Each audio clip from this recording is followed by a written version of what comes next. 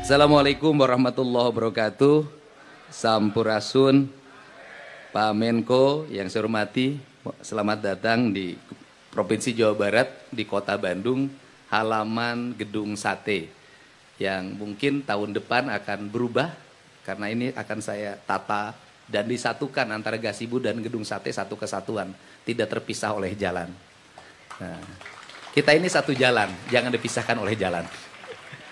Pak Menteri Kebudayaan, saya hormati, ini orang Bandung, Pak. Pembaca puisi terbaik pada zamannya. Kemudian Pak, ini juga orang Bandung juga nih, orang Jawa Barat, orang Tasik, mantan Kapolda Jabar, jadi wamen sekarang. Kalau dulu Bapak meriksa, mungkin sekarang latihan diperiksa. Kemudian Pak Wakil Gubernur, Pak Ketua DPRD, seluruh jajaran yang hadir pada kesempatan pagi hari ini, seluruh pimpinan daerah Provinsi Jawa Barat, Pak Asbidpus hadir, dan para perangkat Forkopimda Provinsi Jawa Barat. Pertama saya mohon maaf terlambat, Pak. Pagi tadi saya mendamaikan dulu guru dan orang tua siswa yang berselisih karena anaknya ditampar.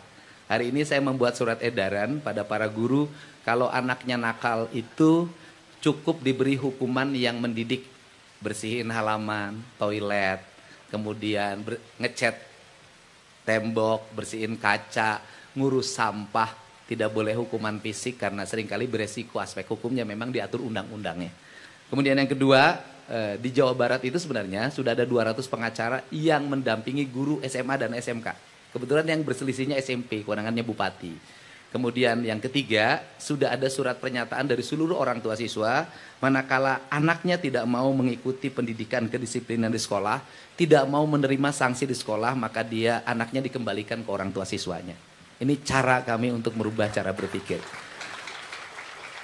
Yang kedua, kami sampaikan juga, di tengah-tengah kita menghadapi menurunnya daya dukung fiskal pemerintah Provinsi Jawa Barat yang kita kehilangan 2,5 triliun, pemerintah Provinsi Jawa Barat pada tahun ini juga itu memberikan asuransi ketenaga kerjaan pada 1 juta orang tenaga informal. 1 juta orang.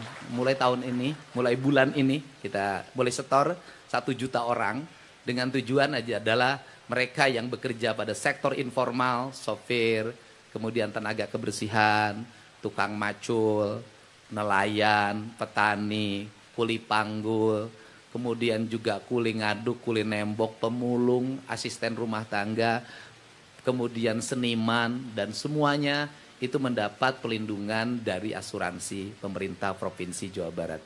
Ini adalah tekad kami, dan untuk apa? Bahwa saya selalu menyampaikan pesan, kalau membangun dengan banyak uang itu biasa. Tapi kalau kita survive membangun dengan sedikit uang, itu namanya luar biasa. Dan hari ini kami sampaikan ke Bapak, kita mulai November WFH, Pak. Jadi pegawai itu yang masuk kantor hanya yang memberikan layanan. Yang tidak memberikan layanan langsung bekerja di rumah. Dia menggunakan sistem digital. Dan kemudian kami membagi struktur tunjangan menjadi 2. Satu yang WFH nanti beda dengan yang layanan. Kemudian beda yang pekerja lapangan, mereka akan jauh lebih tinggi, yang WFH lebih rendah. Ini adalah bagian dari efisiensi pengelolaan keuangan pemerintah Provinsi Jawa Barat, di mana kami memangkas hampir 75% dana rutin pemerintah provinsi. Dan kami arahkan untuk membangun infrastruktur. Jalan harus selesai pada 2 tahun, karena jalannya naik loncat, Pak, dari 400 menjadi 4 triliun. Kemudian irigasi naik loncat, biasanya hanya 0, sekarang 500. Jaringan listrik loncat, biasanya 0, sekarang hampir 500 miliar per tahun. Pemasangan PJU dulu paling hanya 20, kini menyentuh angka 1 triliun. Sekolah-sekolah dulu rehab segala macam 0, sekarang hampir mencapai 1 triliun. Kami ingin ngebut dalam waktu 2027 seluruh infrastruktur dasar Provinsi Jawa Barat sudah selesai. 2028 kami udah ngomong kemarin dengan Direktur Utama PT KAI, kami ingin menyambungkan kereta yang agak sedikit lebih kenceng, ya Agro Parahyangan dari Jakarta ke Bandung, pengen waktu tempuhnya 1,5 jam sampai 1 jam. Dan nanti terkoneksi sampai Banjar, sampai Pangandaran. Nanti juga ada kereta yang mengangkut hasil panen dari Tasik sampai Jakarta. Nanti ada gerbong khusus di mana bawa kambing boleh naik kereta dengan gerbong khusus, tidak bareng dengan yang lain. Kemudian ngangkut padi nanti dari Cirebon, kami ingin melalui stasiun-stasiun dan saya sudah memberi 3 nama di situ. Kereta yang angkut hasil pertanian namanya Tani Mukti. Kemudian yang nanti kereta yang disebut kereta yang menghubungkan dari Jakarta sampai Banjar yang waktunya lebih cepat itu namanya Kilat Pajajaran. Kemudian nanti ada kereta wisata di bulan Desember awal dari Jakarta sampai Cianjur itu namanya Jaka Lalana. Karena Jaka itu laki-laki kerjanya keliling. Lalana. Kalau Mas Menteri Menko namanya Joko Lelono. Nah, kalau orang Betawi Jeke Lelene. Ini adalah ikhtiar-ikhtiar kami dan konsep layanan seperti ini kami berlangsung seminggu 2 kali Pak. Keliling Jawa Barat dan sekarang hampir selesai. Tinggal satu lagi kota Cirebon. Biasanya siangnya kita memberikan layanan seperti ini. Malamnya ada pagelaran seni yang hadirnya rata-rata 30.000 orang. Dan kemudian dari situ lahirlah ekonomi berputar. Karena ekosistem ekonominya jalan, pedagang iket, kaos dan sejenisnya. Dan yang menarik Pak di Jawa Barat, kaos gubernur tuh dibeli Pak laku 50.000 harganya. Jadi tidak banyak ada counternya itu biar counternya dan rame. Saya punya tempat Pak di tempat tinggal saya di Subang namanya Lembur Pakuan. Tingkat kunjungannya dalam setiap minggu mencapai 30.000 orang Pak. Itu ada pagelaran seni segala macam di situ, UMKM hidup. Penghasilan tukang satenya Sabtu Minggu itu 100 juta. Dan ini siklus, dan saya sudah minta kepada para kepala daerah untuk membuat satu-satu desa saja tiap daerah yang ditata, membuat siklus ekonomi dan berjalan. Dan ini adalah harapan kita, karena Jawa Barat itu daerah yang memiliki 2 kualitas. Kalau datang ke Jabar itu 2 yang akan dirasakan, ngeunah dahar tibrah hees, itu. Jadi orang Sunda itu prinsipnya ngeunah dahar tibrah hees. Makanya Jawa Barat itu ke Jawa Barat cari apa? Cari makanan dan cari tempat penginapan yang bisa membuat tidur nyenyak. Kedepannya saya sudah meminta kepada Bupati Wali Kota karena hotel itu bukan kewenangan kita. Kewenangan Bupati Wali Kota. Coba kita belajarlah dari Bali. Hotel-hotel itu berpakaian baju khas daerahnya masing-masing. Kemudian seniman-seniman tuh di hotel tukang gambang itu kan gambang Bali itu bagus. Itu kan gambang itu menjadi hal yang wajib di hotel-hotel bintang. Kaca pisuling menjadi hal yang wajib. Ini siklus ini akan membangun sistem pariwisata karena kebudayaan itu nih Pak Profesor Fadlizon, mohon maaf kalau saya berlebihan, itu menurut saya ada 4 hal. Yang pertama, orang Sunda mah gini, nu kadeule, nu karenge, nu karasa, nu karampa. Apa itu artinya?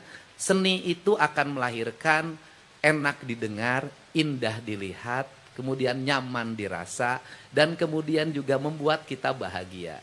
Rumusnya cuma satu, saya belajar betul. Kenapa orang ingat ke Bali terus? Karena apa? Karena di Bali itu ada 3 hal yang terjadi. Pertama adalah ada gamelan yang tidak pernah berhenti. Yang kedua ada desain arsitektur yang seragam, punya karakter Bali. Yang ketiga ada buhur, ada ratus yang dibakar. Dan itu terjadi di Mekah. Ya kalau orang pergi ke Mekah, buhurnya itu sama. Cuman bedanya orang Sunda bakar kemenyan itu dianggap haram. Orang Mekah tiap hari bakar kemenyan di depan tokonya. Yang disebut dengan buhur. Ini adalah strategi peradaban yang harus kita selesaikan. Nggak boleh lagi begitu. Jadi nanti kalau di gedung sate bakar kemenyan, bukan saya ngundang jurig. Justru saya ngusir jurig. Jurig apa? Virus, bakteri jahat suruh pergi. Yang datang adalah bakteri yang baik. Gitu. Nah ini yang harus dilakukan. Dan kemudian kemenyannya harus kemenyan pilihan. Kemenyan yang terbaik itu ada di Sumatera Utara. Dari pohonnya langsung. Warnanya putih. Makanya kata orang Sunda, kalau hidup bahagia itu begini kalimatnya. Asa karagragan menyan bodas. Itu kalimatnya. Artinya menyan terbaik itu bodas. Orang Arab tuh pakai buhur. Itu juga sama.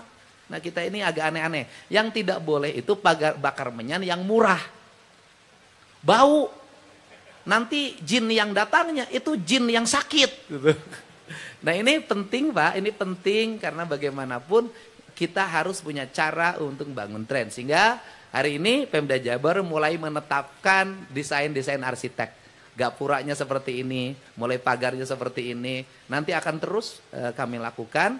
Dan perlu disampaikan, saat dulu saya melarang studi tour, semua orang demonstrasi ke saya di sini.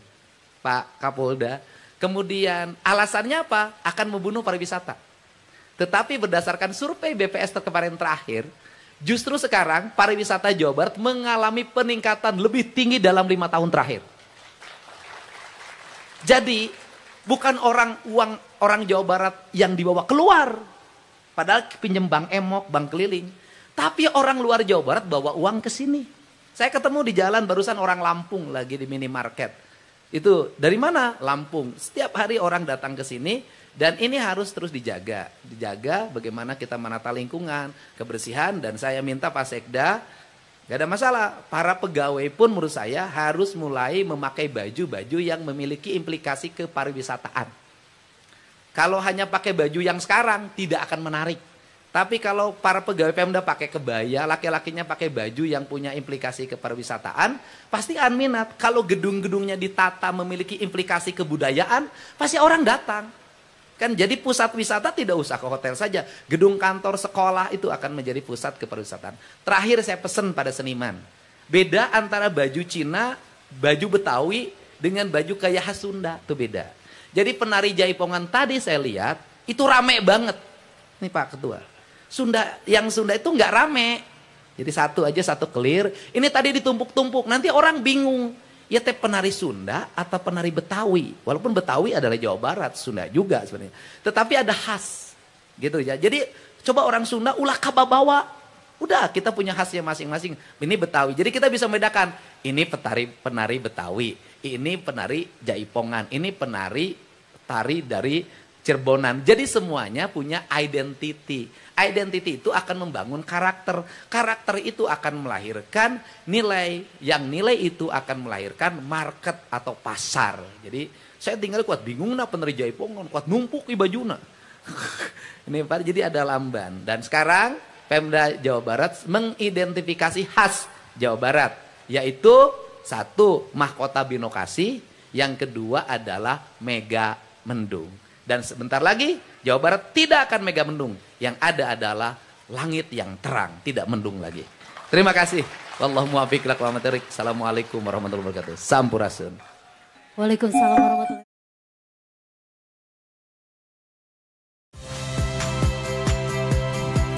Saya Cynthia Rompas. Saksikan program-program Kompas TV melalui siaran digital, pay TV, dan media streaming lainnya. Kompas TV, independen, terpercaya.